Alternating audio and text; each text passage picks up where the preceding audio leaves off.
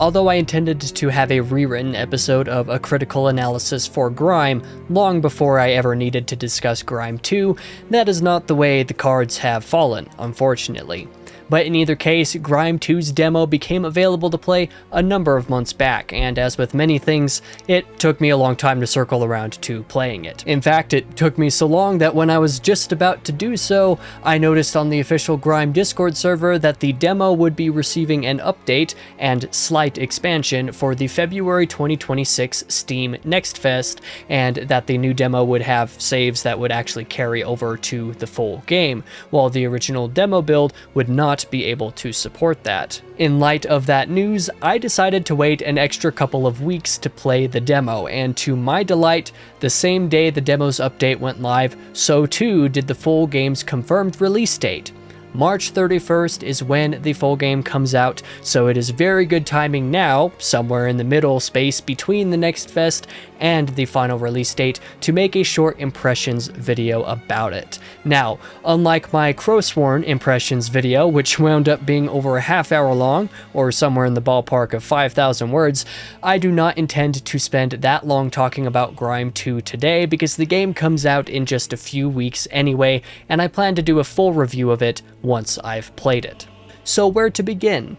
Grime II's demo is a slice of the beginning of the game cut away from the rest of it. You get to see a significant chunk, most of the first area of the game, and you get to really feel the foundation of the combat system, and you get to face off against a couple of bosses before venturing into the start of the next area and encountering your first couple of NPCs. As a direct counterpart to the first Grime a handful of years back, I really loved this intro area. Not only is it slightly more visually compelling than the first game's opening area, but the way that everything else is also more immediately compelling really sells this as the beginning of a really enjoyable experience. In the first game, you play as a black hole that has taken a carven rock form. Much of the artistic and thematic value of the title is related to this beautifully carved value of your vessel, and your absorption of enemies and the like is rather literal because of being a black hole.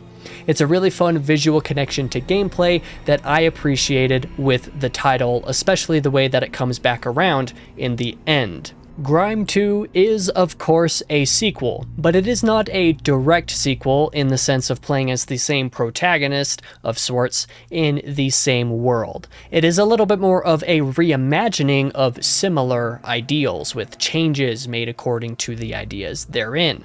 Rather than being a black hole that literally absorbs and takes upon the world around it through that nature, you are a perhaps more intentional form this time, one with a lot of tendrils made of hands as representative of your nature. You are a painter, an artist of sorts. Taking upon the world and utilizing what you experience as you go on your way is thematically appropriate to that of a real-life artist, that is to say, indirectly, going so far as to retain the absorption mechanic, but it being a little bit more thematically relevant. Similarly, the parry mechanic as your primary/only tool at the immediate opening of the game still makes sense, because it is your tendril arms/hands that do the parrying, just as your black hole did in the first game. This is your experience that allows you to become the artist in gameplay.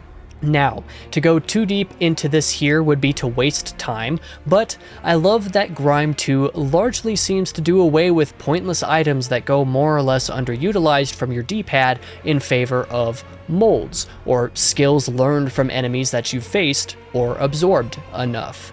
Making manifest these artistic creations through a paint meter certainly makes both the gameplay and the thematic palette, pun intended, of the game something that is yet similar to Grime, but separate in total identity. I'm very excited to see how this particular aspect expands in the full game. I especially love that you can play in a very intentional manner to temporarily store particular molds for free use alongside the ones that require a paint charge, considering when and how you plan to use them. There's so much potential that is open and understandable basically right from the beginning. Combat in general just feels a lot better as well. It's smoother, slightly quicker, and adding these expansive elements provides a lot more depth that Grime, I don't think, ever had. Added to all of this, a few other minor added elements to enemy design, things like breath bars, the stun meters that allow you to absorb their temporary molds in the first place, and you end up with a combat sandbox that is more interesting early on, with more chance for diverse personal playstyles to emerge. So far, the weapons available and the way armor works are largely the same as the first game, so it's mostly the artist versus black hole differences that make the game click together so far. It's the same thing, but it's also not. In my opinion, this is the best way to handle an indirect sequel, and so far I think that Grime II has a ton of potential. As for world/map design, there are also a quick couple of things to note. The main thing is the depth mechanic, and the other thing is the way that tools are being used to expand what you can actually do and explore. On the first topic, level depth. Grime II, like the first game, is a Metroidvania. The hallmarks of the genre are already here. Gain abilities and tools to unlock or otherwise make accessible areas that you previously couldn't reach. As a core tenet of the genre, there's nothing immediately new here, and I'm okay with... wait, what's that? There are places in the world where you can input and either go deeper into it or come out of it for entirely different layers of exploration? Wow, what a cool concept. As for this initial area, the mechanic is used fairly simply in that the layers don't really overlap or do anything that requires this depth mechanic as anything besides novelty, but I'm really hoping that as the game goes on, that we'll get some areas that have 2 or even 3 layers that overlap in more than merely arbitrary ways. I see a lot of potential for certain environmental puzzles and exploration ideas here. Relatedly, Grime II already has at least one non-inherent gameplay mechanic, meaning it is something you have to have equipped rather than being inherent to your character kit, that is needed to explore certain areas, so I see some good Metroidvania potential with that too. And on the world and level design as well, the art direction is a refinement to the original Grime, and the way that translates to the general aesthetic, the thematic artistic ideas, and some elements of the world that appear in combat and exploration is all really interesting to me. In general, Grime II genuinely feels like a sequel to the first, already in the opening couple of hours, and it does so without abandoning any of what makes the original game's identity stand out from the Metroidvania pack to me. On the topic of boss fights and enemy encounters briefly, I'm going to have to see what the full game has to offer here. Where regular enemies are concerned, there's a weird give and take in Grime II so far, where you can either destroy a few enemies more or less at once and in seconds by taking advantage of your tools and their positioning, which feels amazing, but it's just as likely for you to be destroyed just as quickly by that same group of enemies without realizing what even happened. Seems like there's going to be a fairly high skill ceiling, but where the skill floor is seems to be a lot more active than the original games. And I can't really judge the actual bosses at this point yet. As a whole, I didn't dislike them, but I didn't find the first boss to be as memorable or satisfyingly challenging as the original game's first boss, despite obviously having a similar aesthetic to it.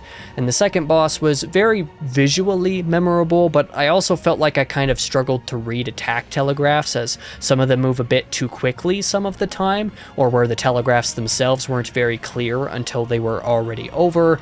The attacks that can be parried especially are over quick enough that the idea to parry just doesn't really cross your mind until you can't do it anymore.